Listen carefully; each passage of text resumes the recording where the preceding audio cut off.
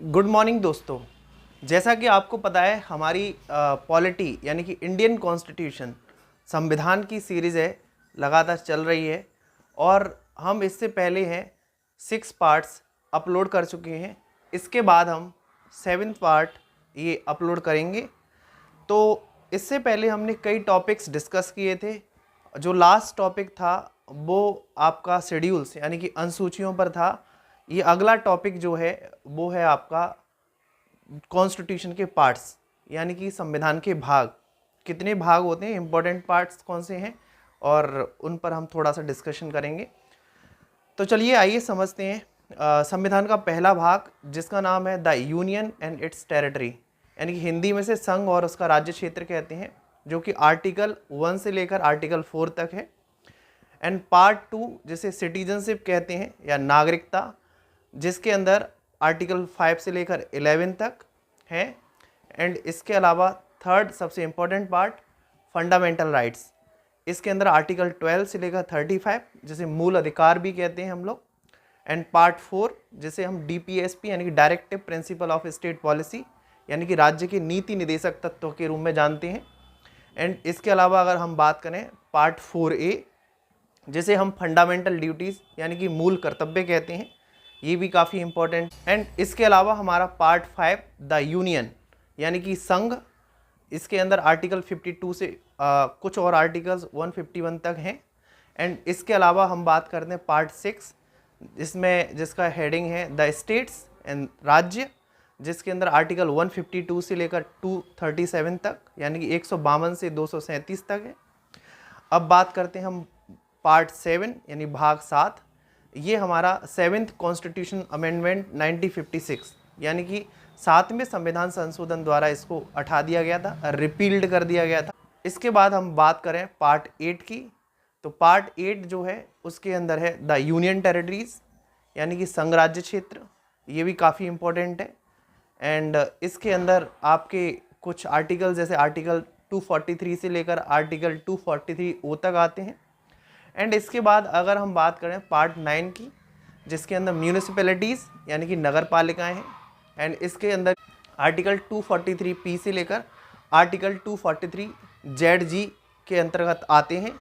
आइए अब हम बात करते हैं पार्ट 9B जो कि सहकारी समितियाँ यानी कि कोऑपरेटिव से संबंधित हैं। इसके अंदर भी काफ़ी आर्टिकल्स आर्टिकल 243 से ही संबंधित बहुत सारे आर्टिकल्स हैं, ज़्यादा इम्पोर्टेंट नहीं है। एंड इसके बाद हम बात करें आपके पार्ट 10 यानी कि शेड्यूल्ड एंड ट्राइबल एरियाज़, अनुसूचित जाति और जनजाति क्षेत्र, ये भी काफ़ी इम्पोर्टेंट भाग है। अब बात करते हैं पार्ट 11 की, relation between the union and the states यानी कि संघ और राज्यों के बीच संबंध। ये आर्टिकल 245 से लेकर आर्टिकल 263 के बीच में है। इसके बाद हम बात करते हैं पार्ट 12 की, यानी कि finance and properties and contracts and sweets, वित्त संपत्ति और संपदाएं, इससे संबंधित मामला है। ये आर्टिकल 264 से लेकर आर्टिकल 300A के बीच में है। इसके बाद हम बात करते हैं पार्ट 13 जो कि trade, commerce and intercourse with territory of India से संबंधित है, यानी कि हम कह सकते हैं भारत के राज्य क्षेत्र के भीतर व्यापार, वाणिज्य और अन्य मामले ये संबंधित हैं इससे। एंड इसके बाद आता है कि पार्ट 14 जिसके अंदर है आपका services under the union and the states, यानी कि संघ और राज्यों के अधीन जो भी शक्तियां हैं और सर्विसेज हैं उससे संबंधित है। आइए अब हम बात करते हैं पार्ट 14A जिसके अंदर ट्राइब्यूनल्स हैं यानी कि अधिकरण हैं, काफ़ी इंपॉर्टेंट है। आर्टिकल 320A से लेकर आर्टिकल 320B के बीच में आता है। अब बात करते हैं हम पार्ट 15 की, यानी कि इलेक्शंस यानी कि निर्वाचन, जो कि आर्टिकल 324 से लेकर आर्टिकल 329A के बीच में आता है। पार्ट 16 की, यानी कि special provisions relating to the certain classes. Part 17 यानी कि जिसके अंदर है आपकी ऑफिशियल लैंग्वेज यानी कि राजभाषा के बारे में चर्चा की गई है। एंड इसके बाद है आपका पार्ट 18 जिसके अंदर इमरजेंसी यानी कि आपात उपबंध दे रखे हैं। एंड इसके बाद आते हैं पार्ट 19 यानी कि प्रकीर्ड यानी मिसलेनियस के बारे में ये पार्ट है। एंड अब इसके बाद हम बात करते हैं पार्ट 20 जो कि कॉन्स्टिट्यूशन अमेंडमेंट से रिलेटेड है। यानी कि संविधान संशोधन से संबंधित पार्ट है। आर्टिकल 368 काफ़ी इंपॉर्टेंट है, इसे हम आगे समझेंगे। एंड इसके बाद आता है पार्ट 21, जिसमें temporary and transition and special provision, अस्थायी, संक्रमणकालीन और विशेष प्रावधान किए गए। एंड इसके बाद अंतिम पार्ट जो है पार्ट 22, जिसके अंदर short titles, commencements and authoritative text in Hindi. अब आगे हम डिस्कस करेंगे कि हमारे संविधान के अंदर किस किस कंट्री से कौन से प्रोविजंस लिए गए थे। हम जानते हैं कि हमारा संविधान जो है 60 देशों के संविधान को पढ़ने के बाद बनाया गया था। जो भी इम्पोर्टेंट प्रोविजंस हमें भारत यानी कि इंडिया के लिए ठीक लगे वो हमने इसमें शामिल कर लिए। तो आइए समझते हैं कि किन किन देशों से कौन से प्रोविजंस लिए थे। ये एग्ज़ाम में भी पूछे जाते हैं और एग्ज़ाम के दृष्टिकोण से बहुत इंपॉर्टेंट भी हैं। तो सबसे पहले हम समझेंगे ऑस्ट्रेलिया के बारे में। जब जॉइंट सिटिंग यानी कि हमारे राष्ट्रपति जो हैं दोनों सदनों की संयुक्त बैठक बुलाते हैं, ये आर्टिकल 108 में है। तो ये पूरा प्रावधान भी हमने है ऑस्ट्रेलिया से ही प्रेरित होकर अपने कॉन्स्टिट्यूशन में शामिल किया है। अब हम बात करते हैं कनाडा की। कनाडा से प्रेरित होकर कौन से प्रोविजंस हमने अपने संविधान में शामिल किए गए थे। तो पहले बात करेंगे हम federation with a strong centre, यानी कि हमारा जो सेंटर है यानी कि केंद्र जो है वो ज़्यादा मजबूत है, जबकि राज्य उतने मजबूत नहीं है। ये प्रावधान हमने कनाडा से लिया। ऐसे ही vesting of the residuary powers in the centre, यानी कि अवशिष्ट शक्तियाँ जो हैं हमारे यहाँ पर भी केंद्र के पास हैं, यानी कि ऐसी शक्तियाँ जो संविधान की जो 3 लिस्ट हैं उन लिस्ट के अंदर नहीं है, यूनियन लिस्ट, स्टेट लिस्ट और कंकरेंट लिस्ट। अगर इनके अंदर है कोई प्रावधान नहीं है तो उसको माना जाता है अवशिष्ट शक्ति, और वो अवशिष्ट शक्ति दे रखी है केंद्र सरकार को यानी कि सेंटर को। Appointments of state governors by the centre, यानी कि जो हमारे जो गवर्नर्स हैं, राज्यपाल हैं, उनको राष्ट्रपति नियुक्त करते हैं एंड यानी कि उनके प्रसाद पर्यंत ही काम करते हैं। राष्ट्रपति चाहे तो उनको हटा भी सकते हैं। ये पावर भी हमने कनाडा से ली है। इसके बाद अलावा जो पावर है वो है advisory jurisdiction of the supreme court, यानी कि हमारा जो उच्चतम न्यायालय है, सुप्रीम कोर्ट है, उसके पास एक ऐसी पावर है जिससे राष्ट्रपति हमारे न्यायालय से है परामर्श लेते हैं, यानी कि एडवाइस लेते हैं। तो ये भी काफ़ी इंपॉर्टेंट पावर है जो कि हमने कनाडा से ली है। अब बात करते हैं कि आयरलैंड से क्या लिया है। सबसे इंपॉर्टेंट डीपीएसपी, राज्य के नीति निर्देशक तत्व जो हैं हमने आयरलैंड से लिए हैं। एंड आप जानते हो इसके बारे में विस्तार से बात की जाएगी।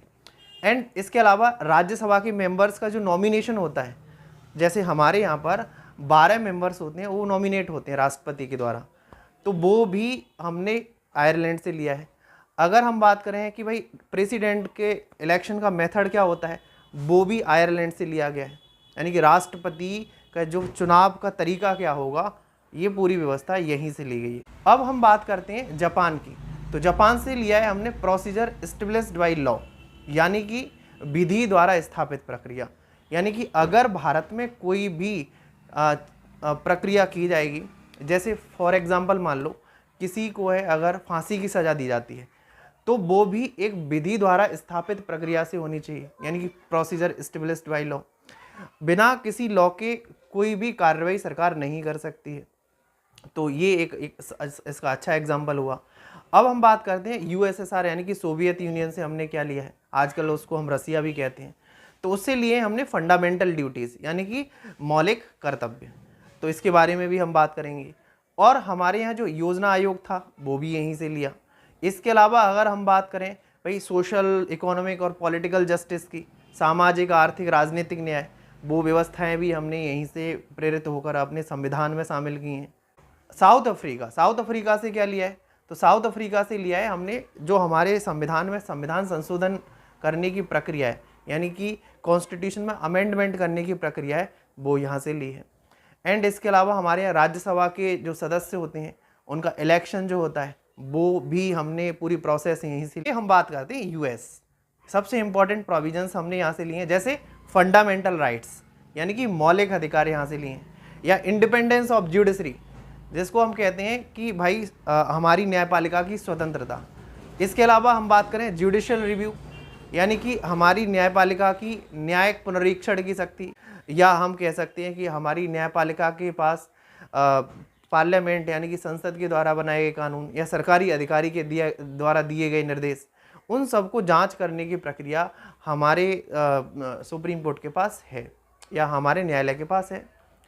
इम्पीचमेंट ऑफ द प्रेसिडेंट यानी कि राष्ट्रपति को उसके पद से कैसे हटाया जाएगा, जिसको महाभियोग की प्रक्रिया कहते हैं, वो भी यहीं से लिया। Removal of the supreme court and high court जजेस यानी कि हमारे उच्च न्यायालय और सुप्रीम कोर्ट के जो जज हैं उनको कैसे हटाया जाएगा। इसके अलावा हम अपने उपराष्ट्रपति की बात करें, वाइस प्रेसिडेंट, उनका पूरा की पूरा पोस्ट यानी कि पद भी यहीं से लिया गया है यानी कि यूनाइटेड किंगडम। तो यहाँ से लिया है हमने पार्लियामेंट्री गवर्नमेंट यानी कि संसदात्मक शासन व्यवस्था, यानी कि संसद ये व्यवस्था जो है वो यहीं से ली है। रूल ऑफ लॉ, कानून का शासन भी यहीं से लिया है। लेजिस्लेटिव प्रोसीजर्स यानी कि किस तरीके से कानून बनाए जाएंगे वो यहाँ से लिए हैं। सिंगल सिटीजनशिप, एकल नागरिकता की व्यवस्था भी हमने यहीं से ली है। कैबिनेट व्यवस्था यहाँ से ली है। या हम रिट्स की बात करें, जो हमारे उच्च न्यायालय और हमारे सुप्रीम कोर्ट दोनों को ही जारी करने का राइट है। पार्लियामेंट्री प्रिविलेजेस यानी कि हमारे पार्लियामेंट को कुछ विशेष अधिकार होते हैं, वो भी यहीं से लिए। बाइकैमरलिज्म यानी कि हमारी जो दो सदनीय व्यवस्था है वो भी यहीं से लिए, जैसे लोकसभा और राज्यसभा, ये दो सदन है, वो व्यवस्था भी हमने यहीं से ली। और जर्मनी से लिया है हमने suspension of fundamental rights during the emergency, यानी कि आपातकाल के दौरान किस तरीके से जो मौलिक अधिकार हैं उनको स्थगित कर दिया जाएगा। और फ्रांस से लिया है हमने Republic, ideals of liberty, equality and fraternity in the preamble, यानी कि हमारे यहाँ जो गणतांत्रिक व्यवस्था है, यानी कि हमारे यहाँ आज़ादी की बात कर रहे हैं हम, इक्वलिटी यानी कि समानता की बात कर रहे हैं, या हम कह सकते हैं कि हमारे यहाँ जो भाईचारे की बात कर रहे हैं वो सब फ्रांस से लिया गया है। कि गवर्नमेंट ऑफ इंडिया एक्ट 1935 से हमने क्या लिया है, यानी कि भारत सरकार अधिनियम 1935 से। तो इसमें लिया है हमने फेडरल स्कीम, जिसको हम संघीय योजना कहते हैं, या हम कह सकते हैं ऑफिस ऑफ द गवर्नर, राज्यपाल का पद, ज्यूडिशरी यानी कि न्यायपालिका, पब्लिक सर्विस कमीशन यानी कि लोक सेवा आयोग, और इमरजेंसी के प्रोविजंस यानी कि आपातकाल से संबंधित कुछ प्रावधान भी हमने यहीं से लिए।